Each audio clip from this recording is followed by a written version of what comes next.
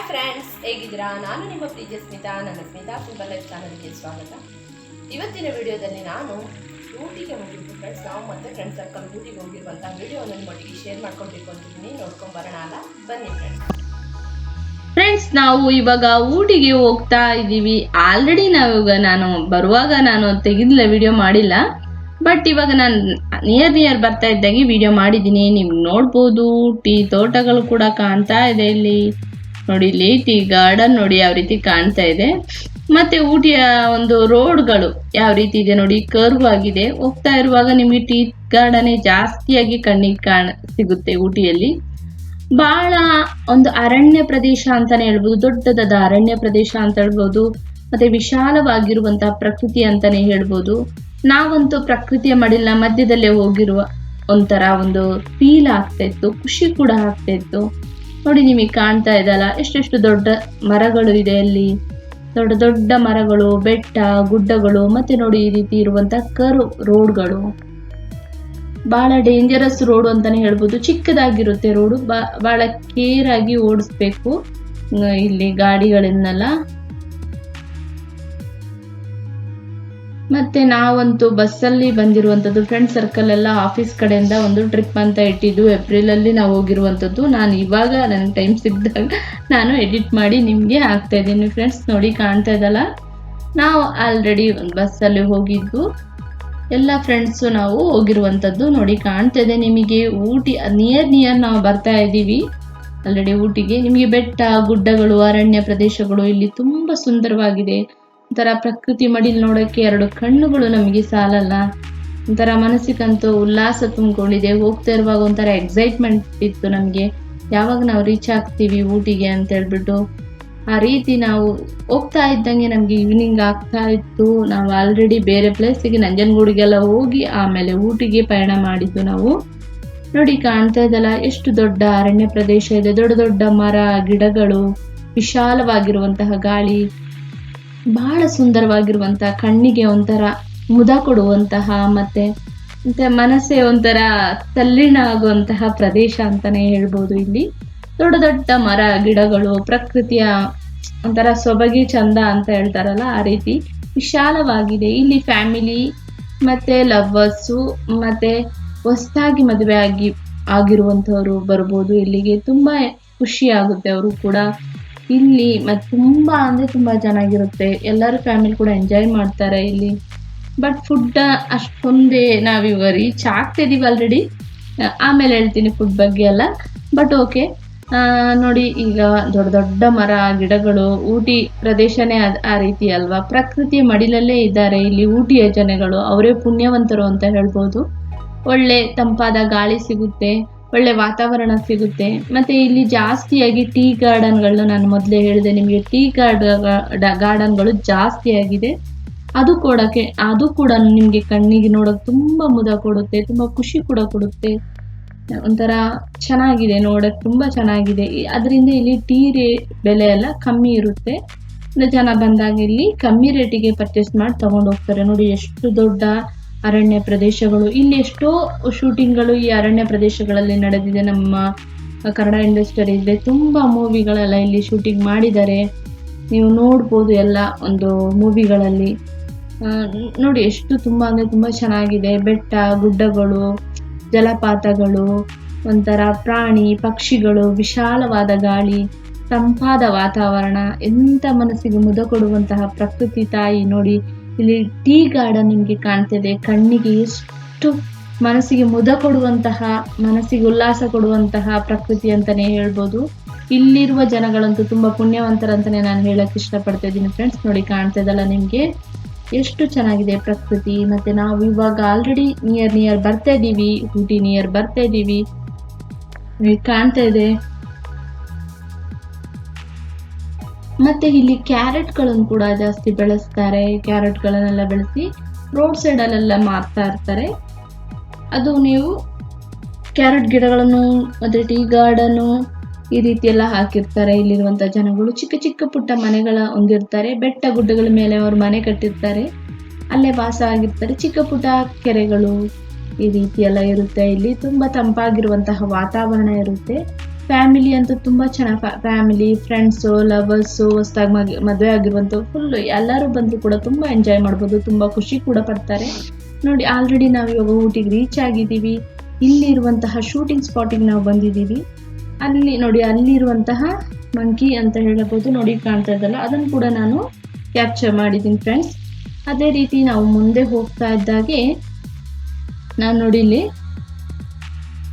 Horse riding ಮಾಡ್ತಾ ಇದ್ದಾರೆ, ಅದನ್ನು ಕೂಡ ಕ್ಯಾಪ್ಚರ್ ಮಾಡಿದ್ದೀನಿ. ನಾವೆಲ್ಲ ಬಸ್ಸಿಂದ ಇಳಿದು ಈ ಕಡೆ ಬರ್ತಾ ಇದ್ದಾಗೆ ಒಂದು ಮಂಗನಿಗೆ ತುಂಬ ಅಂದರೆ ಆ ಟೈಮ್ ಸಮ್ಮರ್ ಟೈಮ್ ಅಲ್ವಾ, ನೀರಿಗೆಲ್ಲ ತುಂಬ ಪ್ರಾಣಿಗಳಿಗೆ ಪ್ರಾಬ್ಲಮ್ ಆಗುತ್ತೆ. ಆ ಟೈಮಲ್ಲೇ ನಾವು ನೋಡಿದಾಗ ಯಾರಾದರೂ ಕೂಡ ಖಂಡಿತವಾಗಿ ಹೆಲ್ಪ್ ಮಾಡಬೇಕು. ನೋಡಿ ನೀರಿಗೆ ಎಷ್ಟು ಅದು ಒಂಥರ ತುಂಬ ಬಾಯಾರಿಕೆ ಆಗಿಬಿಟ್ಟಿದೆ. ಪಾಪ ಬಾಟ್ಲಿ ಅದನ್ನು ಓಪನ್ ಮಾಡಿ ಅದನ್ನು ಆ ಮುಚ್ಚಳವನ್ನು ತೆಗೆದು ಅದಕ್ಕೆ ಕುಡಿಯೋಕ್ಕಾಗ್ತಿಲ್ಲ. ಆದರೂ ಕೂಡ ಅದನ್ನು ಉಲ್ಟಾ ಎಲ್ಲ ಮಾಡಿ ಲಾಸ್ಟಿಗೆ ಅದನ್ನು ಕಡ್ದು ಅದನ್ನು ಒಂಥರ ಹೋಲ್ ಮಾಡಿ ಆಮೇಲೆ ಅದು ಕುಡಿತಿತ್ತು. ಅದನ್ನು ನೋಡಿ ನಂಗೆ ತುಂಬ ಅಂದರೆ ತುಂಬ ಬೇಜಾರಾಯಿತು. ಬಟ್ ಅದ್ರ ಹತ್ರ ಹೋಗೋಕ್ಕೂ ಆಗಲ್ಲಲ್ಲ, ನಮಗೆ ಮತ್ತೆ ಪರಿಚಯ ಅಂತ ಅದೊಂದು ಭಯ ಇರುತ್ತೆ.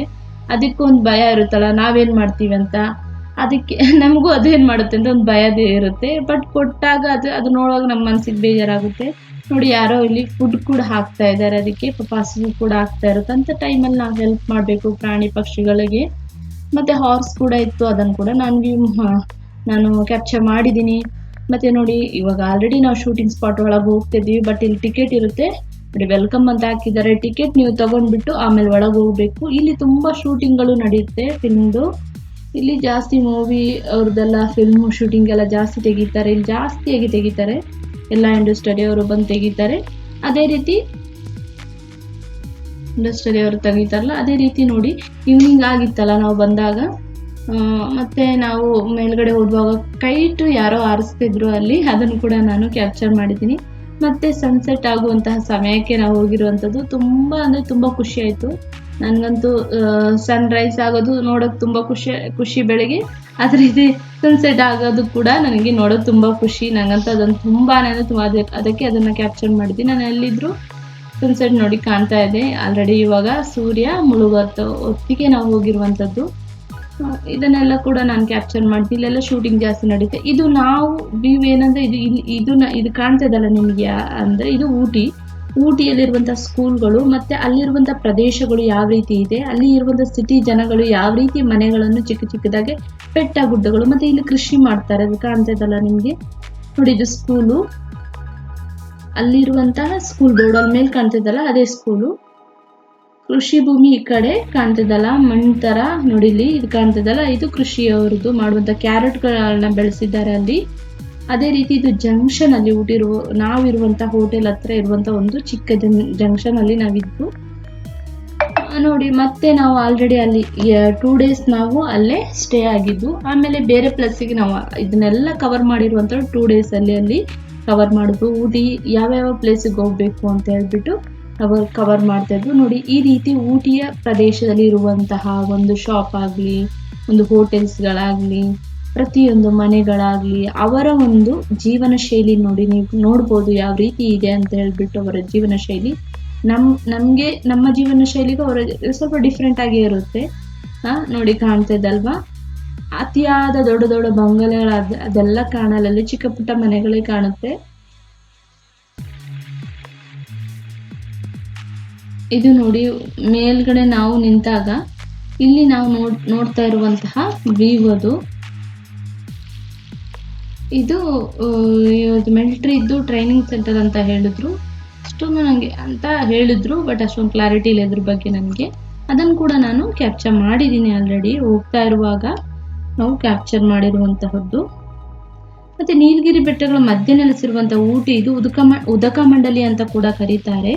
ಇದು ತಮಿಳುನಾಡು ರಾಜ್ಯದಲ್ಲಿ ಇರುವಂಥದ್ದು ಒಂದು ಸುಂದರವಾದ ಗಿರಿಧಾಮ ಅಂತಾನೆ ಹೇಳ್ಬೋದು. ನೋಡಿ ಇದೆಲ್ಲ ಮಿಲಿಟರಿ ಅವ್ರದ್ದೇನೆ ಇದೆಲ್ಲ ಇರುವಂಥ ಜಾಗ, ಇಲ್ಲಿ ಊಟಿಲಿ ಅದು ಇರುವಂಥದ್ದು. ಮತ್ತು ನಮ್ಮದು ಭಾರತದ ಟೂರಿಸ್ಟ್ ಪ್ಲೇಸ್ನಲ್ಲಿ ಊಟಿ ಅದರದೇ ಆದ ಒಂದು ಪ್ರಾಮುಖ್ಯತೆ ಸ್ಥಾನವನ್ನು ಕೂಡ ಪಡೆದಿದೆ. ಇದು ಬೆಟ್ಟ ಗುಡ್ಡಗಳು ಸುಂದರವಾದ ವಿಶಾಲವಾಗಿರುವಂಥ ಸ್ಥಳ ಅಂತಲೇ ಹೇಳ್ಬೋದು. ನೀವು ಆಲ್ರೆಡಿ ಇವಾಗ ಕಣ್ಣಾರೆ ನೋಡ್ತಾ ಇದ್ದೀರಾ ನೋಡಿ ವಿಡಿಯೋದಲ್ಲಿ, ಎಷ್ಟು ಚೆನ್ನಾಗಿದೆ ಪ್ಲೇಸಸ್. ಬೆಟ್ಟ ಗುಡ್ಡ, ಒಂಥರ ಎಂತ ಹೇಳ್ತಾರೆ ಪರ್ವತಗಳು, ಮತ್ತು ಅಲ್ಲಿ ಜಲಪಾತಗಳು ನೋಡೋಕ್ಕೆ 2 ಕಣ್ಣು ಸಾಲಲ್ಲ, ತುಂಬ ಮುದ ಕೊಡುತ್ತೆ ನಮ್ಮ ಮನಸ್ಸಿಗೆ ಕೂಡ. ನೋಡಿ ಇದು ಟೀ ಗಾರ್ಡನ್ ಅಲ್ಲಿರುವಂತಹ ಟೀ ಗಾರ್ಡನ್ಗೆ ನಾವು ಆಲ್ರೆಡಿ ಬಂದಿದ್ದೀವಿ. ನೋಡಿ ಇಲ್ಲಿ ಏನು ಮಾಡ್ತಾರೆ, ಶೂಟಿಂಗ್ ಕೂಡ ಎಷ್ಟೋ ಮಾಡಿದ್ದಾರೆ. ಅದೇ ರೀತಿ ಇಲ್ಲಿ ಫೋಟೋ ಶೂಟ್ ಕೂಡ ಮಾಡ್ಕೊಳ್ತಾರೆ. ಅದೇ ರೀತಿ ನಾವು ಕೂಡ ಅಲ್ಲಿ ಫೋಟೋಗಳನ್ನ ತಗೊಂಡು ತುಂಬ ಎಂಜಾಯ್ ಮಾಡ್ತೀವಿ. ಫ್ಯಾಮಿಲಿ ಎಲ್ಲ ಬಂದಿದ್ವಲ್ಲ, ಅಲ್ಲೇ ಆಲ್ರೆಡಿ ಕ್ಯಾಮ್ರಾಮ್ಯಾನ್ ಕೂಡ ಇರ್ತಾರೆ. ಅವರೇ ಫೋಟೋ ತೆಗೆದ್ಬಿಟ್ಟು ಆಮೇಲೆ ಅದನ್ನ ಕ್ಲೀನ್ ಮಾಡಿ ಇಷ್ಟೊಂದು ಅವರ್ ತಗೊಳ್ತಾರೆ. ಅದಕ್ಕೆ 200 rupees ಒಂದು ಫೋಟೋಗೆ. ಅದು ತಗೊಂಡು ನಮಗೆ ಕ್ಲೀನ್ ಮಾಡಿ ನಾವು ಹೋಗಿ ಆ ಕಡೆ ಎಲ್ಲಾದರೂ ಹೋಗಿ 1 hour ಟೈಮ್ ಕೊಟ್ಟಿರ್ತಲ್ಲ, ಹೋಗಿ ಬರೋದು ನೋಡಿ ಈ ರೀತಿ ನಿಲ್ಲಿಸಿ ಅವರು ಫೋಟೋ ತೆಗಿತಾರೆ. ನಮಗೆ 1 hourಗೆ ಬನ್ನಿ ಅಂತ ಹೇಳಿದ್ರು. ಆಮೇಲೆ ನಾವು ಬರುವಾಗ ಅದನ್ನು ತಗೊಂಡು ಬಂದ್ವು. ನಾವು ಕೂಡ ಫೋಟೋ ಎಲ್ಲ ತಗೊಂಡ್ವಿ. ಎಲ್ಲರೂ ಕೂಡ ಫ್ಯಾಮಿಲಿ ಯಾರೆಲ್ಲ ಬಂದು ಎಲ್ಲರೂ ಕೂಡ ತಗೊಂಡು ಖುಷಿಪಟ್ಟು, ನಾವು ಕೂಡ ಅಲ್ಲಿ ಖುಷಿ ಅಂದರೆ ತುಂಬ ಖುಷಿಪಟ್ಟು. ಇದರ ಪ್ರಕೃತಿ ಮಾಡಿಲ್ಲ ಅದೇ ರೀತಿ ಅಲ್ಲ, ನಮ್ಮನ್ನೇ ನಾವು ಮರ್ತು ಬಿಡ್ತೀವಿ ಅಂತ ಹೇಳ್ಬೋದು. ಮತ್ತು ಇಲ್ಲಿಗೆ ಬಂದಿರುವಂಥ ನಾವು ಟೀ ಶಾಪಿಗೆ ಬಂದಿದ್ದೀವಿ. ಇಲ್ಲಿ ಟೀ ತುಂಬ ಚೀಪ್ ರೇಟ್ ಇಲ್ಲಿ, ಯಾಕಂದರೆ ಟೀ ಗಾರ್ಡನ್ ಜಾಸ್ತಿ ಇರೋದ್ರಿಂದ ಇಲ್ಲಿ ನಮಗೆ ನಾವು ತುಂಬ ಕಮ್ಮಿ ರೇಟಲ್ಲಿ ನಾವು ಇಲ್ಲಿ ಪರ್ಚೇಸ್ ಮಾಡಿ ಹೋಗ್ಬೋದು. ಎಲ್ಲ ಥರ ಫ್ಲೇವರ್ ಇರುತ್ತೆ ನಿಮಗೆ, ಮಸಾಲೆ ಫ್ಲೇವರ್ ಆಗಲಿ, ಕೋಕೋ ಫ್ಲೇವರ್ ಆಗಲಿ, ಪ್ರತಿಯೊಂದು ಫ್ಲೇವರು ಇರುತ್ತೆ. ಮತ್ತು ಇಲ್ಲಿ ನಿಮಗೆ ಟೀ ಕೂಡ ಕೊಡ್ತಾರೆ ಕುಡಿಯೋಕ್ಕೆ ಎಲ್ಲ ಥರ. ಮತ್ತು ಇಲ್ಲಿ ನೀಲಗಿರಿ ಆಯಿಲ್ ಪ್ಯೂರ್ ಆಗಿರುತ್ತೆ, ಇಲ್ಲಿ ಸಿಗುವಂಥ ನೀಲಗಿರಿ ಆಯಿಲು ಅದು ಕೂಡ ಇರುತ್ತೆ. ನೋಡಿ ಇದೆಲ್ಲ ಟೀ ಇದು ನೋಡಿ ಕಾಣ್ತಿದಲ್ಲ ನಿಮಗೆ, ಅಲ್ಲಿರುವಂತಹ ಊಟಿ ಎಲ್ಲಿರುವಂತಹ ಟೀ ಶಾಪ್ ಇದು. ನಾವು ಅಲ್ಲಿ ಹೋಗಿ ಟೀ ಇದೆಲ್ಲ ಪರ್ಚೇಸ್ ಮಾಡಿದ್ವು ನಾವು ಕೂಡ.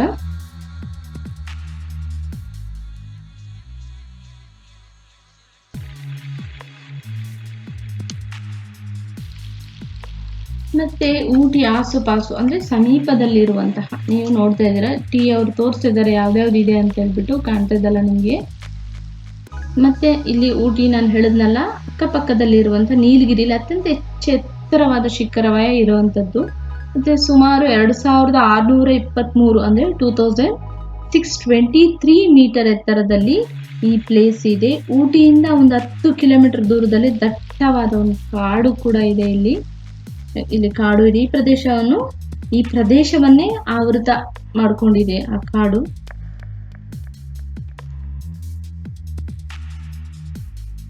ಮತ್ತೆ ನೀವು ನೋಡಿದ್ರಿ ಊಟಿದು ಚಹಾ ತೋಟ ಎಲ್ಲ ತುಂಬಾ ಸುಂದರವಾಗಿರುತ್ತೆ ನೋಡೋಕೆ. ಮತ್ತೆ ನಾವು ಇವಾಗ ನೋಡಿ ಕಾಣ್ತಿದ್ದಲ್ಲ ನಿಮಗೆ, ಇದು ಕಾಣ್ತಿದೆ, ನಾವು ಕುನ್ನೂರ್ ಟೌನ್ಗೆ ಬಂದಿದ್ದೀವಿ. ನೋಡಿ ಕುನ್ನೂರ್ ಟೌನ್ಗೆ ಬಂದು ಇಲ್ಲಿ ಡಾಲ್ಫಿನ್ ನೋಸ್ ವ್ಯೂ ಪಾಯಿಂಟ್ ಅಂತ ಇದೆ. ಅಂದ್ರೆ ಅದು ಡಾಲ್ಫಿನ್ ನೋಸ್ ತರನೇ ಇದೆ. ಇಲ್ಲಿ ಡಾಲ್ಫಿನ್ ಶೇಪ್ ಅಲ್ಲಿ ಆ ರೀತಿ ಇರೋದ್ರಿಂದ ಇದಕ್ಕೆ ಆ ರೀತಿ ಹೆಸರಿಟ್ಟಿದ್ದಾರೆ.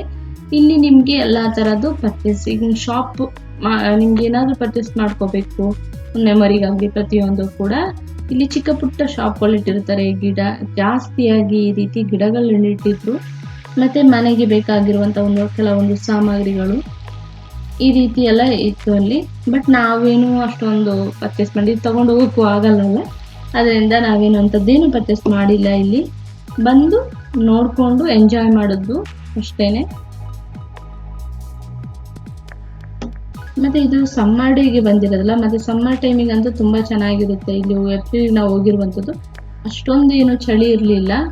ಬಟ್ ಇವಾಗ ಮಳೆಗಾಲ ಮತ್ತು ಚಳಿಗಾಲಕ್ಕೆ ಹೋದ್ರೆ ತುಂಬ ಅಂದರೆ ತುಂಬಾನೇ ನಮಗೆ ಚಳಿ ಇರುತ್ತೆ ಫ್ರೆಂಡ್ಸ್. ನೋಡಿ ನಿಮಗೆ ಕಾಣ್ತಿದ್ದಲ್ಲ ಪ್ಲೇಸ್ ಎಲ್ಲ ಎಷ್ಟು ಸುಂದರವಾಗಿ ಚೆನ್ನಾಗಿದೆ. ಇದು ಇವಾಗ ನಾವು ಆಲ್ರೆಡಿ ಒಳಗೆ ಎಂಟ್ರಿ ಕೊಡ್ತಾ ಇದ್ದೀವಿ. ಡಾಲ್ಫಿನ್ ಒಳಗೆ ನಾವು ಡಾಲ್ಫಿನ್ ನೋಸ್ ಪಾಯಿಂಟ್ ಇದ್ದಲ್ಲ ಅಲ್ಲಿ ನಾವು ಒಳಗೆ ಎಂಟ್ರಿ ಕೊಡ್ತಾ ಇದ್ದೀವಿ. ಅಲ್ಲಿರುವಂಥ ಚಿಕ್ಕ ಪುಟ್ಟ ಶಾಪ್ಗಳು ಅದನ್ನೆಲ್ಲ ನೋಡಿಕೊಂಡು ಈ ರೀತಿ ನಾವು ಹೋಗ್ತಾ ಇದ್ದೀವಿ ಎಲ್ಲರೂ.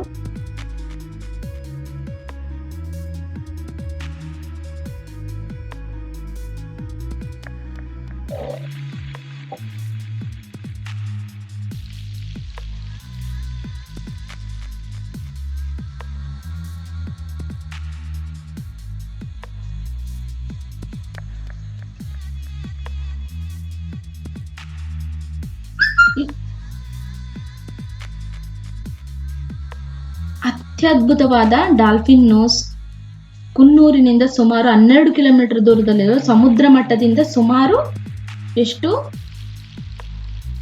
1500 ಮೀಟರ್ ಅಂದ್ರೆ 1500 ಮೀಟರ್ ಎತ್ತರದಲ್ಲಿದೆ. ಈ ಬೃಹತ್ ಬಂಡೆ ಶಿಖರದ ತುದಿಯಲ್ಲಿ ಡಾಲ್ಫಿನ್ನ ಮೂಗನ್ನು ಹೋಲುತ್ತದೆ. ಅದರಿಂದ ಇದನ್ನ ಡಾಲ್ಫಿನ್ ನೋಸ್ ವ್ಯೂಸ್ ಅಂತ ಪಾಯಿಂಟ್ ಅಂತ ಕೂಡ ಹೇಳ್ತಾರೆ. ಊಟಿಗೆ ಭೇಟಿ ನೀಡಿದಾಗ ತಪ್ಪದೆ ಖಂಡಿತವಾಗಿ ನೀವು ಕೂಡ ಇಲ್ಲಿ ಸತಿ ವಿಸಿಟ್ ಮಾಡಿ. ನಿಮಗೂ ಕೂಡ ತುಂಬಾ ಖುಷಿ ಆಗುತ್ತೆ ಇಲ್ಲಿ ಬಂದಾಗ. ಅಲ್ಲಿರುವಂತಹ ಜಲಪಾತವನ್ನು ಕೂಡ ನೋಡ್ಬೋದು ನೀವು. ಮತ್ತೆ ಅಲ್ಲಿ ತುಂಬಾ ಬಿಸಿಲಿರೋದ್ರಿಂದ ನಮ್ಗೆ ಬಾಯಾರಿಕೆ ಎಲ್ಲ ಆಯ್ತು. ಅದರಿಂದ ಎಲ್ಲರೂ ಸೇರಿ ಜ್ಯೂಸ್ ಕೂಡ ಕುಡಿತಾ ಇದ್ವು ನಾವು.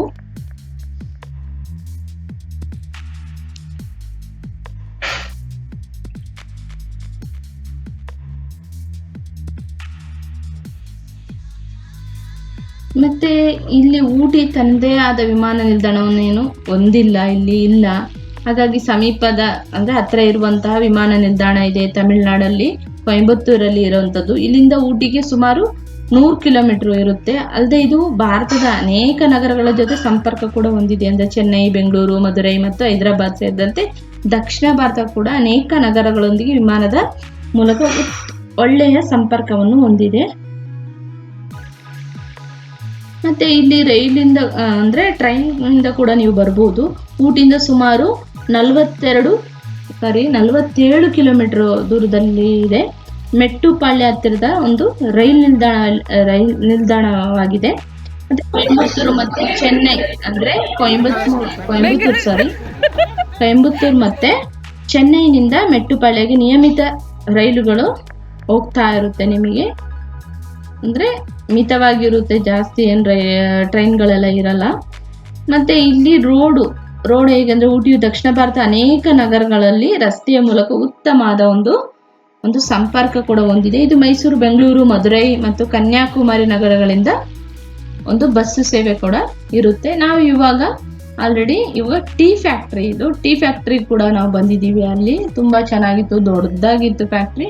ಒಳಗೆ ಎಂಟ್ರೆನ್ಸ್ ಫೀಸ್ ನಮ್ಗೆ 20 ತಗೊಂಡ್ರು. ಅಂದ್ರೆ ಟಿಕೆಟ್ ನಮ್ಗೆ 20 ತಗೊಂಡ್ರು.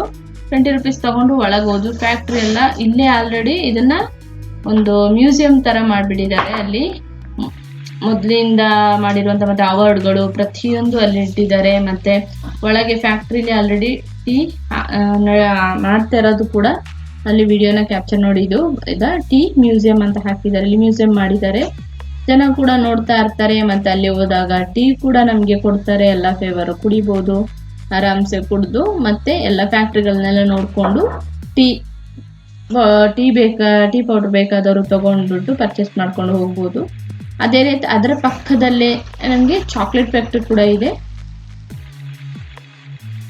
ಇದೆಲ್ಲ ಮೊದಲಿದ್ದು ಟೀ ಬಗ್ಗೆ ಎಲ್ಲ ನಿಮ್ಗೆ ಎಲ್ಲ ಇಂಟ್ರೊಡಕ್ಷನ್ ಕೊಟ್ಟಿದ್ದಾರೆ. ನಿಮ್ಗೆ ಇಲ್ಲೆಲ್ಲ ಹಾಕಿದ್ದಾರೆ.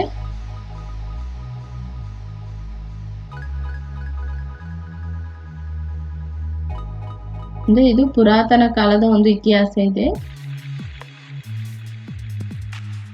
ಇವಾಗ ಕೂಡ ಇಲ್ಲಿ ಟೀ ಫ್ಯಾಕ್ಟ್ರಿಲಿ ಕೆಲಸಗಳು ನಡೀತಾ ಇರುತ್ತೆ. ಇಲ್ಲಿ ಫ್ಯಾಕ್ಟ್ರಿಲಿ ಟೀಗಳನ್ನ ತಯಾರು ಮಾಡ್ತಾ ಇರ್ತಾರೆ. ನಾವೆಲ್ಲರೂ ಇವಾಗ ಫ್ಯಾಕ್ಟ್ರಿ ಒಳಗೂ ಹೋಗ್ತಾ ಇದೀವಿ. ಎಲ್ಲವನ್ನು ನೋಡ್ಕೊಂಡು ಪ್ರತಿಯೊಂದನ್ನು ಎಂಜಾಯ್ ಮಾಡಿದ್ದು ತುಂಬಾ ಖುಷಿ ಆಯ್ತು.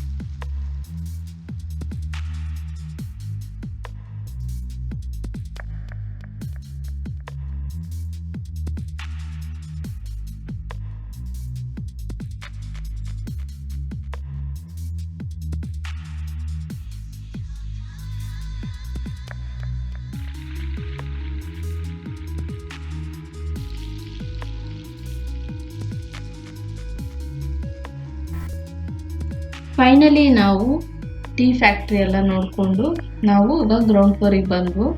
ಆಲ್ರೆಡಿ ಬರ್ತಾ ಇದ್ದೀವಿ ಎಲ್ಲರೂ. ನೋಡಿ ಕಾಣ್ತಾ ಇದ್ದಲ್ಲ, ಇಲ್ಲಿ ಬಂದರೆ ಎಲ್ಲರಿಗೂ ಕೂಡ ಅವರು ಟೀ ಕೊಡ್ತಾರೆ. ಅಲ್ಲೇ ಪ್ರಿಪೇರ್ ಮಾಡಿರುವಂಥ ಟೀ ಮತ್ತು ಅಲ್ಲೇ ಫ್ರೆಶ್ ಆಗಿ ತಯಾರಾಗಿರುವಂಥ ಟೀ ಫ್ಯಾಕ್ಟ್ರಿಯಲ್ಲಿ ಮಾಡಿರುವಂತಹ ಟೀಯನ್ನೇ ಕೊಡ್ತಾರೆ ನಮಗೆ. ಅದನ್ನು ನಾವೆಲ್ಲ ಕುಡಿದಾಗ ತುಂಬ ಟೇಸ್ಟಿಯಾಗಿತ್ತು, ತುಂಬ ಚೆನ್ನಾಗಿತ್ತು ಟೀ ಅಂತೂ. ಅಂದರೆ ಈವ್ನಿಂಗ್ ಟೈಮ್ ಕರೆಕ್ಟಾಗಿ ಬಂದಿರೋದ್ರಿಂದ ನಮಗೆ ಟೀ ಟೈಮ್ಗೆ ಟೀ ಕರೆಕ್ಟಾಗಿ ಸಿಕ್ತು. ಅದೊಂದು ಫುಲ್ ಖುಷಿ ಆಯಿತು. ಓಕೆ, ತುಂಬ ಚೆನ್ನಾಗಿತ್ತು ಟೀ ಕೂಡ. ನಾವೆಲ್ಲರೂ ಎಂಜಾಯ್ ಮಾಡಿದ್ವಿ. ಫ್ಯಾಕ್ಟ್ರಿ ನೋಡಿ ಅಂತೂ ತುಂಬ ಖುಷಿ ಆಯಿತು. ತುಂಬ ಹಳೆ ಕಾಲದ ಫ್ಯಾಕ್ಟ್ರಿ ಇದು. ಮ್ಯೂಸಿಯಂ ಕೂಡ, ನಾನು ಹೇಳಿದಾಗೆ ಮ್ಯೂಸಿಯಂ ಕೂಡ ಮಾಡಿದ್ದಾರೆ. ನೋಡಿ ಮಗ ಎಲ್ಲ ಟೀ ಕುಡಿತಾ ಇದ್ದಾನೆ, ನಮ್ಮ ಫ್ರೆಂಡ್ಸ್ ಕೂಡ ಟೀ ಎಲ್ಲ ಕುಡಿತಾ ಇದ್ದಾರೆ. ಅದೇ ರೀತಿ ನಾವು ಮತ್ತೆ ಅಲ್ಲೇ ಪಕ್ಕದಲ್ಲಿರುವಂತಹ ನೋಡಿ, ಇಲ್ಲಿ ಅಲ್ಲೇ ಪಕ್ಕದಲ್ಲಿ ನಮಗೆ ಪಕ್ಕದಲ್ಲಿ ಅಟ್ಯಾಚ್ ಆಗಿರುವಂತಹ ಚಾಕ್ಲೇಟ್ ಫ್ಯಾಕ್ಟ್ರಿ ಇದೆ. ಅಲ್ಲಿ ಕೂಡ ನಾವು ವಿಸಿಟ್ ಮಾಡಬೇಕಾಗಿತ್ತು. ಅಲ್ಲಿ ಕೂಡ ನಾವು ವಿಸಿಟ್ ಮಾಡೋಣ ಅಂತ ಕೂಡ ಹೋಗ್ತು. ಅಂದರೆ ಇಲ್ಲಿಂದನೇ ಅದು ಅಟ್ಯಾಚ್ ಆಗಿದೆ, ಸಪ್ರೇಟ್ ಆಗಿ ಏನೂ ಇಲ್ಲ.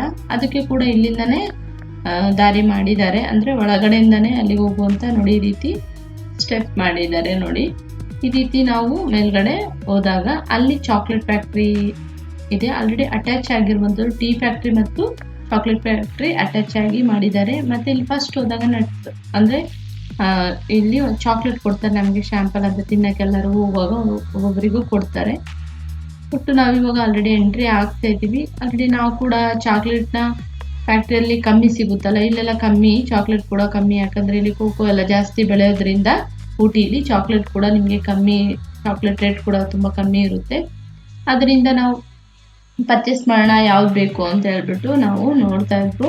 ಹಸ್ಬೆಂಡು, ನಾವು ಮತ್ತು ನಮ್ಮ ಫ್ರೆಂಡ್ ಸರ್ಕಲ್ ಎಲ್ಲರೂ ಕೂಡ ಪರ್ಚೇಸ್ ಮಾಡಿದ್ವು ಇಲ್ಲಿ ಬಂದು ಚಾಕ್ಲೇಟ್ನ. ನೋಡಿ ನಿಮಗೆ ಕಾಣ್ತಾ ಇದೆಯಲ್ಲ, ಇದೇ ಚಾಕ್ಲೇಟ್ ಫ್ಯಾಕ್ಟ್ರಿ.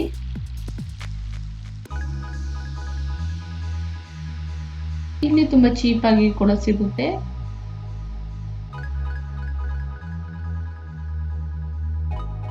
ಇಲ್ಲಿ ಚಾಕ್ಲೇಟ್ ಅಲ್ಲದೆ ಮತ್ತೆ ನಿಮಗೆ ಕಾಫಿ ಪೌಡ್ರು ಮತ್ತು ಟೀ ಪೌಡ್ರು ಕೂಡ ಇಟ್ಟಿದ್ರು. ನಾನು ಆಲ್ರೆಡಿ ಇಲ್ಲಿ ಕಾಫಿ ಪೌಡ್ರು ಕೂಡ ತಗೊಂಡೆ. ಇಲ್ಲಿ ಆಲ್ರೆಡಿ ಮೊದಲು ಬೇರೆ ಕಡೆ ಹೋದಾಗ ಅಲ್ಲಿ ಕಮ್ಮಿ ರೇಟಲ್ಲಿ ನಾನು ಟೀ ಪೌಡ್ರು ತಗೊಂಡೆ, ಇಲ್ಲಿ ಕಾಫಿ ಪೌಡ್ರು ತಗೊಂಡೆ. ಆಮೇಲೆ ಚಾಕ್ಲೇಟ್ ಕೂಡ ಪರ್ಚೇಸ್ ಮಾಡಿದೆ. ಅದೇ ರೀತಿ ಇಲ್ಲಿ ಕೆಲವೊಂದು ಲೇಡೀಸ್ಗೆ ಬೇಕಾಗಿರುವಂತಹ ನೋಡಿ ಐಟಮ್ಗಳು ಕೂಡ ಇಟ್ಟಿದ್ರು. ವ್ಯಾನಿಟಿ ಬ್ಯಾಗು ಮತ್ತು ಪರ್ಸ್ಗಳೆಲ್ಲ ಇಟ್ಟಿದ್ರು, ಮತ್ತು ಸ್ವೆಟರ್ಗಳು ಕೂಡ ಇಟ್ಟಿದ್ವು. ನಾವೇನು ಪರ್ಚೇಸ್ ಮಾಡಿಲ್ಲ. ನಾವು ಚಾಕ್ಲೇಟು ಕಾಫಿ ಪುಡಿ ತೊಗೊಂಡು ಬಂದುಬಿಟ್ಟು ಆಮೇಲೆ ಇದೇ ರೀತಿ ಬ್ಯಾಕ್ ಸೈಡಲ್ಲಿ ಅದಕ್ಕೆ ಪ್ಲೇಸ್ ಇದೆ ಹೊರಗಡೆ ಬರೋಕ್ಕೆ. ಸರಿ ಅಂತ ನಾವು ಬಂದು ಎಲ್ಲರೂ ಇಲ್ಲಿ ವ್ಯೂಸ್ ತುಂಬ ಚೆನ್ನಾಗಿತ್ತು, ನೋಡೋಕ್ಕಂತೂ ತುಂಬ ಖುಷಿ ಆಯಿತು. ಅದೇ ಈವ್ನಿಂಗ್ ಆಗಿತ್ತು, ಸನ್ಸೆಟ್ ಅವಾಗ ತಾನೇ ಆಗ್ತಾಯಿತ್ತು. ನಂತರ ನಾವೆಲ್ಲರೂ ಕೂಡ ಅಲ್ಲಿ ಫೋಟೋ ತೊಗೊಂಡು ತುಂಬ ಎಂಜಾಯ್ ಮಾಡಿದ್ವು. ತುಂಬ ಖುಷಿ ಆಯಿತು. ಆಮೇಲೆ ತಿರ್ಗಾ ನಾವು ಹೋಟೆಲ್ ಕಡೆ, ಅಂದರೆ ನಾವು ಸ್ಟೇ ಆಗಿರುವಂತಹ ಹೋಟೆಲ್ ಕಡೆ ಹೊರಟು. ತುಂಬ ಕತ್ಲಾಗಿತ್ತು, ಅಂದರೆ ತುಂಬ ಅಂದರೆ ಒಂದು 7 o'clock 7:30 ಏನೋ ಆಗಿತ್ತು. ಸರಿ ಅಂತ ಹೊರಟು ಅಲ್ಲಿಂದ ಮತ್ತೆ ನಾವು ಬಂದಿರುವಂಥದ್ದೇ ಊಟಿ ಶಾಪಿಂಗ್ಗೆ. ನಾವು ಊಟಿಲಿರುವಂತಹ ಶಾಪಿಂಗ್ಗೆ ಬಂದಿದ್ವು. ಎಲ್ಲರೂ ಶಾಪಿಂಗ್ ಮಾಡಬೇಕು ಅಂತ ಹೇಳ್ತಾ ಇದ್ರು.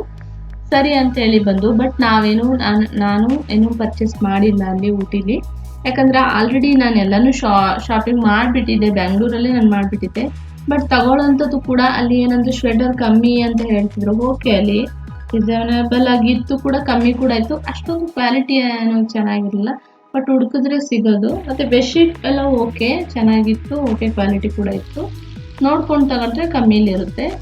ಅದರಿಂದ ನಾವೇನು ಪರ್ಚೇಸ್ ಮಾಡಿಲ್ಲ, ಸುಮ್ಮನೆ ಹೋದು ನೋಡಿದು ಎಂಜಾಯ್ ಮಾಡ್ಕೊಂಡು ಬಂದ್ವು ಅಷ್ಟೇ. ಕೆಲವರು ನಮ್ಮ ಫ್ರೆಂಡ್ ಸರ್ಕಲೆಲ್ಲ ಇರೋರೆಲ್ಲ ತಗೊಳ್ತಾ ಇದ್ರು, ಸ್ವೆಟರ್ಗಳೆಲ್ಲ ತಗೊಂಡ್ರು, ಬೆಡ್ಶೀಟ್ ತಗೊಂಡ್ರು, ತುಂಬಾ ತಗೊಂಡ್ರು. ಅಂದರೆ ತುಂಬ ಚೀಪಾಗಿರುತ್ತೆ ಇಲ್ಲಿ.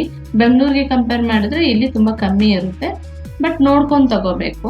ಅದು ಕೂಡ ಕ್ವಾಲಿಟಿ ಇದ್ದು ಕೂಡ ಇರುತ್ತೆ, ಕ್ವಾಲಿಟಿ ಇಲ್ದಿದ್ದು ಕೂಡ ಇರುತ್ತೆ. ಅದನ್ನು ನೋಡ್ಕೊಂಡು ನೀವು ತಗೋಬೇಕು. ನೋಡಿ ಈ ರೀತಿ ಊಟಿಲಿ ಯಾವ ರೀತಿ ಶಾಪಿಂಗ್ ಮಾಲ್ಗಳು ಎಲ್ಲ ಯಾವ ರೀತಿ ಇರುತ್ತೆ ಅಂತೇಳಿ ನಿಮಗೆ ಪರ್ಚೇಸ್ ಮಾಡುವ ಏರಿಯಾಗಳು ನೋಡಿ ಈ ರೀತಿ ಇದೆ ಊಟಿಲಿ.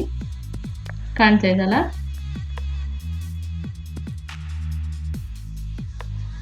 ಮತ್ತು ಅದೇ ರೀತಿ ನಾವು ಇದು ಮಾರ್ನಿಂಗ್ ಇದು ನಾವು ನೆಕ್ಸ್ಟ್ ಡೇ ನಾವು ಆಲ್ರೆಡಿ ನಾವು ಬೆಂಗಳೂರಿಗೆ ಹೊರಡಬೇಕಾಯಿತು. ಈ ಹೋಟೆಲಲ್ಲಿ ನಾವು ಇದ್ದಂಥದ್ದು